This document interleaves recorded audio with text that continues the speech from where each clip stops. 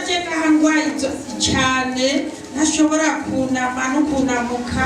ahantu niyigitangaza kandi nari mfise ingorane cyane twari dufise ingorane mu muryango ni ryambere mu myaka nubatse irenga 30 n'iyindi bona twicaye hamwe n'umuryango w'iwabo n'umugabo tukaganira nukuri tumera amashimani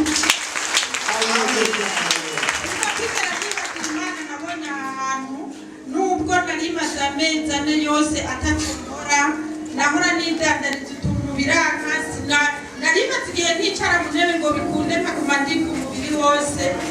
nukuri ndashimira Imana data wa twese igikorwa yakoze ubu rero wakize nakize natambye mu gisirimba haleluya haleluya haleluya ntabwo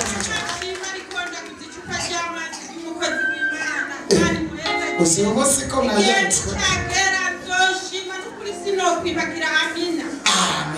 usiko mweretswe uyu munsi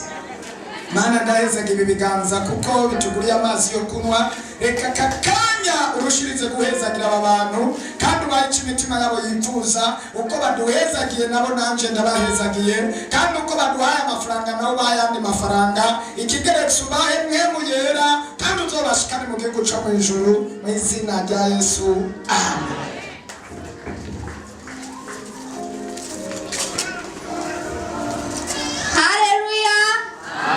Ndashima Imana kubasha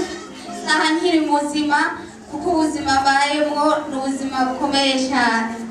amanongera nshima Imana ingene nabo ikiganza cy'Imana muri iyi minsi 21 nagiye mbona umuntu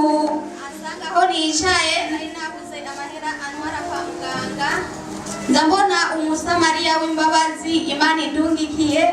arampa amahera ndashobora kuza kwivuza Imana imumpezagirire kandi zomuhisha umutima wiwe nawe wifuza amen. Tukomera amashi umwami Yesu haleluya amen. Yesu nashimwe mama nanje ntaye iwanje naraje ngahanya ndashika mu biro ndavugana n'umupasiteri wacu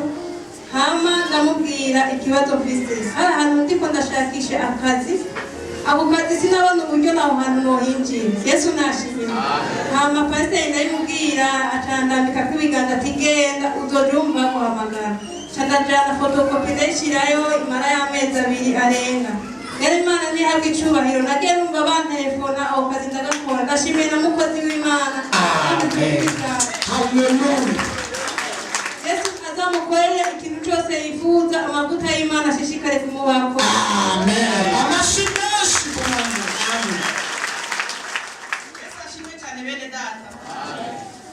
hagiye batubwira ngo ibyacu bizokwamara ibyacu nukuri kutagabanije kabisa je nawe ndabibonye kuriya satana kindagaraje cyangwa kindayubariye azamatsindwa sinarije kuvuga ngaha narisize ibadistore nari navuze gushira mu dufise ruguru nari gusiga bajya mu munani habirahetse imyaka ibara yinyi hadi umusuma yigira mu nzu arayiba atariye kuri turino arayitwara turarondeza hose turabura hamwe n'ubundi twirwa twigishwa mu kuvuga batubwira ngo tugiye turonka amatelefone y'umugisha sikera hirya y'ejo kwa kane ndari barantelefone bambwira ngo ya telefone barifashe yabate ngo ya telefone yabate ngo barifashe ndababwiye naratangaye kuko urumva ntanubashaka kubyumva ko ari ibyo umugabo acyafata imodoka arazuga ashyize ruguru wa musuma asanga yamutegereye wenyine kugira ngo atangire kumbwira ingene byagenze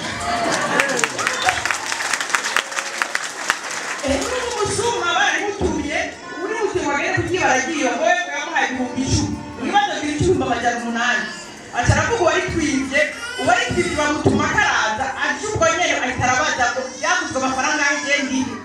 amajana 800 atarayamuha ucyakemana no 20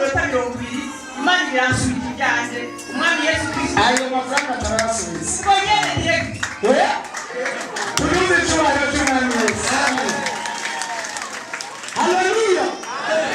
uzi ko Imana iriko iraduhezagira tunyuze cyubahiro cy'umwami Yesu Imana igarura ibyabo bari baratwaye mu izina rya Yesu kandi yitwa Imana yo mu ijuru kuva ku wa mbere ni ukuri kose hari amatelefone amatelefone menshi mugiye kwakira telefone y'amarira ahubwo ari amatelefone yo kubatunzi niba utizeye pera haleluya bakeneye ko kuba mungu muzoshinga intahe y'izo telefone mu izina rya Yesu kandi ndabizi ndavugishijwe n'Imana muzobibona no kuri kose